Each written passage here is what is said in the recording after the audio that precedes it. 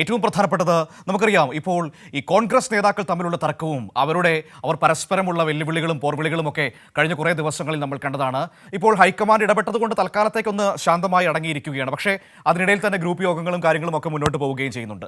ഈ പശ്ചാത്തലത്തിൽ ഘടകകക്ഷികൾ വലിയ തോതിൽ അതൃപ്തി ഹൈക്കമാൻഡിനെ അറിയിച്ചിരുന്നു. ഈ കണക്കിന് പോവുകയാണെങ്കിൽ അധികം താമസമില്ലാതെ കാര്യങ്ങളൊക്കെ തീരുമാനമാകും എന്നൊരു നിലപാടാണ് ഹൈക്കമാൻഡിനോട് ഘടകകക്ഷികൾ മുന്നോട്ട് വെച്ചത്.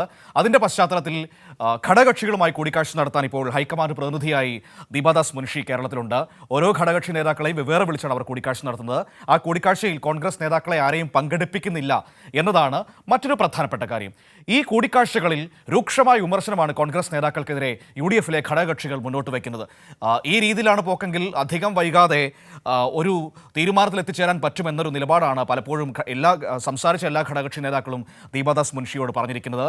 ഇന്നും ഈ കൂടിക്കാഴ്ചകൾ തുടരുമെന്നാണ് നമുക്ക് മനസ്സിലാക്കാൻ കഴിയുന്നത്. ശക്തമായ നിലപാട് ഘടകകക്ഷികൾ സ്വീകരിക്കുമ്പോൾ ഇനിയെങ്കിലും കോൺഗ്രസ് നന്നാകുമോ എന്നതാണ് ഇപ്പോൾ UDF-ന്റെ മുൻപിലുള്ള പ്രധാനപ്പെട്ട ചോദ്യം, വസ്തുത എന്ന് പറയുന്നത്. നമുക്കൊരു കാര്യം ചെയ്യാം. വിജിൻ തിരുവനന്തപുരത്ത് നിന്ന് ഈ വാർത്തയുടെ വിവരങ്ങളുമായി നമ്മളോടൊപ്പമുണ്ട്. അപ്പോൾ വിജിനോട് തന്നെ നമുക്ക് സംസാരിക്കാം. എന്താണ് ഈ ഘടകകക്ഷികളൊക്കെ പറയുന്നത്? Vijin, good morning. ഏതായാലും കൂടിക്കാഴ്ചകൾ ഇങ്ങനെ തുടർന്നുകൊണ്ടിരിക്കുകയാണ്. എല്ലാ ഘടകകക്ഷി നേതാക്കളെയും ദീപാദാസ് മുൻഷി വേറെ കാണുന്നു. ഒരു കോൺഗ്രസ് നേതാക്കളെയും ആ പരിസരത്തേക്ക് അടുപ്പിക്കുന്നില്ല. ഈ ഘടകകക്ഷി നേതാക്കളൊക്കെ ഹൈക്കമാൻഡ് പ്രതിനിധിയോട് പങ്കുവയ്ക്കുന്നത് എന്താണ്? ഈ കണക്കിനാണ് കോൺഗ്രസ് മുന്നോട്ട് പോകുന്നതെങ്കിൽ അധികം വൈകാതെ ഒരു തീരുമാനമാകും എന്നൊരു വികാരമാണോ പറയുന്നത്? തീർച്ചയായും ഗുഡ് മോർണിംഗ്.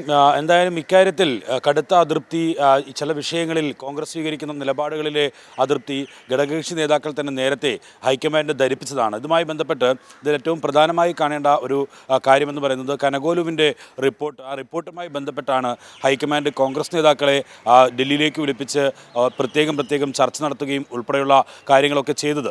അതിനുശേഷം ഘടകകക്ഷി നേതാക്കളുടെ അതൃപ്തി കൂടി പരിഹരിക്കുക എന്നുള്ളതാണ് ഇപ്പോൾ ലക്ഷ്യമിടുന്നത്. കാരണം ഒരുപക്ഷേ തുടർഭരണം ഉണ്ടാകില്ല എന്ന് ഉറപ്പിക്കുന്ന റിപ്പോർട്ടാണ് കനകോലു നൽകിയിരിക്കുന്നത്. എങ്ങനെ അവിടെ നിന്ന് ഒരു തുടർഭരണ LDF-നെ പരാജയപ്പെടുത്താം എന്നുള്ള നീക്കത്തിലേക്ക് കടക്കുന്നതിൻ്റെ ഭാഗമായിട്ടാണ് ഈ അതൃപ്തിയുള്ളവരെ ഒക്കെ കൂട്ടിയോജിപ്പിക്കാനുള്ളൊരു ശ്രമം ഇപ്പോൾ ഹൈക്കമാൻഡിൻ്റെ ഭാഗത്തു നിന്ന് തന്നെ ഉണ്ടാകുന്നത് എന്നുള്ളതാണ്. അതിനാണ് ദീപാദാസ് മുൻഷി ഇന്നലെ ഇവിടെ എത്തിയത്. ഇന്ന് ലീഗുമായും RSPയുമായും ചർച്ച നടത്തും. പ്രത്യേകമായിരിക്കും ചർച്ച നടത്തുക. കോൺഗ്രസ് നേതാക്കൾ കൂടെ ഉണ്ടാകില്ല. അവരുടെ ഓരോ പാർട്ടിയുടെ നിലപാടുകൾ ഹൈക്കമാൻഡിന് നേരിട്ടറിയാനായിട്ടാണ് ഈ ചർച്ച നടത്തുന്നത്. നിലവിൽ എന്തായാലും ഈ ദീപാദാസ് മുൻഷി ഇവിടെ എത്തിയിട്ടുണ്ട്. ഇന്നലെ യോഗം ചേരുക ഉൾപ്പെടെ ചെയ്തിരുന്നു.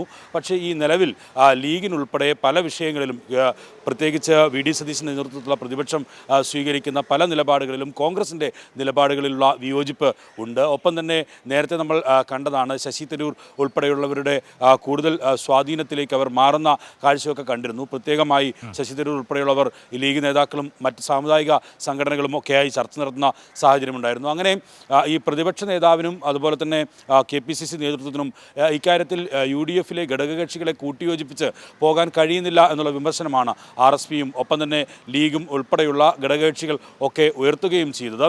കേരള കോൺഗ്രസിനുൾപ്പെടെ ഇക്കാര്യത്തിലുള്ള അതൃപ്തി പരസ്യമായി അവർ പ്രകടിപ്പിക്കുന്ന സാഹചര്യവുമുണ്ട്. എന്തായാലും നിലവിൽ ഇപ്പോൾ ഇത്തരത്തിൽ ഒരു കടുത്ത അതൃപ്തി നിലനിൽക്കുന്ന സാഹചര്യത്തിലാണ് ഇങ്ങനെ കോൺഗ്രസിലെ പടലപ്പിണക്കം നിലനിൽക്കുന്ന ഇടയിൽ തന്നെ UDF-ലെ ഘടകകക്ഷികളുമായി ചർച്ച നടത്താനുള്ള തീരുമാനത്തിലേക്ക് ഹൈക്കമാൻഡ് എത്തിയത്. ഇതിന് പ്രധാന കാരണം എന്ന് പറയുന്നത് ഞാൻ നേരത്തെ സൂചിപ്പിച്ചതുപോലെ കനകോലു നൽകിയ റിപ്പോർട്ട് തന്നെയാണ്.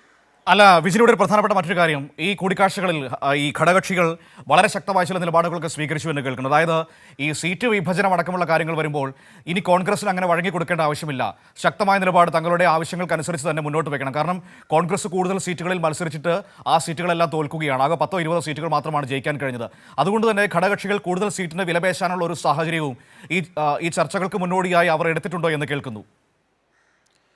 നിലവിൽ എന്തായാലും തദ്ദേശ തെരഞ്ഞെടുപ്പുമായി ബന്ധപ്പെട്ട് ഇക്കാര്യത്തിൽ കൂടുതൽ തങ്ങൾക്ക് ആവശ്യപ്പെട്ട സീറ്റുകൾ തന്നെ നേടിയെടുക്കുക എന്നുള്ളതാണ് ഘടകകക്ഷികൾ ഒക്കെ ഇപ്പോൾ ലക്ഷ്യമിടുന്നത്. അതിൻ്റെ ഭാഗമായിട്ടാണ് ഇത്തരത്തിൽ ഒരു പരസ്യമായ അതൃപ്തിയൊക്കെ പ്രകടിപ്പിച്ചുകൊണ്ട് രംഗത്തെത്തുകയും ചെയ്യുന്നത്. എന്തായാലും കഴിഞ്ഞ കാലഘട്ടങ്ങളിൽ ഒക്കെ നമ്മൾ കണ്ടതാണ് ലീഗ് ഉൾപ്പെടെയുള്ളവരുടെ സമ്മർദ്ദം എത്ര കണ്ട് വിലപ്പോവാറുണ്ട് എന്നുള്ള കാര്യം അതിൽ സംശയമുണ്ട്. കാരണം അവസാന ഘട്ടത്തിൽ ഹൈക്കമാൻഡോ അല്ലെങ്കിൽ മറ്റേതെങ്കിലും നേതാക്കളോ ഒക്കെ ഇടപെട്ട് കഴിഞ്ഞാൽ ആ സമ്മർദ്ദത്തിന് വഴങ്ങുന്ന ഒരു ശൈലിയാണ് ലീഗ് ലീഗ് എല്ലാ കാലത്തും സ്വീകരിച്ചത്. പ്രത്യേകിച്ച് CPM സമ്മേളനത്തിൽ ലീഗുമായി ഉള്ള ബന്ധത്തിൻ്റെ കാര്യത്തിലുള്ള നിലപാടൊക്കെ വ്യക്തമാക്കിയ സാഹചര്യത്തിൽ കൂടി ലീഗ് മറ്റൊരു തരത്തിലുള്ള നിലപാട് സ്വീകരിക്കില്ല. പക്ഷേ ഈ സമ്മർദ്ദ തന്ത്രം വീണ്ടും പയറ്റുക എന്നുള്ളത് തന്നെയാണ് ലീഗ് ഉൾപ്പെടെയുള്ള ഘടകകക്ഷികളുടെ ലക്ഷ്യം. അതിൻ്റെ ഭാഗമായിട്ടാണ് ഇത്തരത്തിൽ സംസ്ഥാനത്ത് നിലവിൽ ഒരു 2 ഘട്ടമായി തുടരുന്ന ഭരണം, അതിനെതിരെ ഒരു ഭരണവിരുദ്ധ വികാരം ഉണ്ടാക്കിയെടുക്കാൻ പ്രതിപക്ഷത്തിന് കഴിയുന്നില്ല എന്ന ശക്തമായ വിമർശനം ഉന്നയിച്ചുകൊണ്ട് ഈ ഘടകകക്ഷി നേതാക്കൾ രംഗത്തെത്തുന്നു. മനു,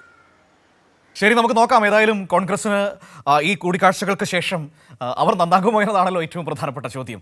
ഈ ഘടകകക്ഷികളുടെ വിമർശനത്തിന്റെ അടിസ്ഥാനത്തിലെങ്കിലും കോൺഗ്രസ് നേതാക്കൾ തമ്മിൽ തല്ല് നിർത്തുമോ എന്നാണ് UDF ഇപ്പോൾ മുന്നോട്ട് വയ്ക്കുന്ന അല്ലെങ്കിൽ ചർച്ച ചെയ്യുന്ന ഒരു പ്രധാനപ്പെട്ട വിഷയമെന്ന് പറയുന്നത്. വരും ദിവസങ്ങളിൽ നമുക്ക് കാത്തിരിക്കാം.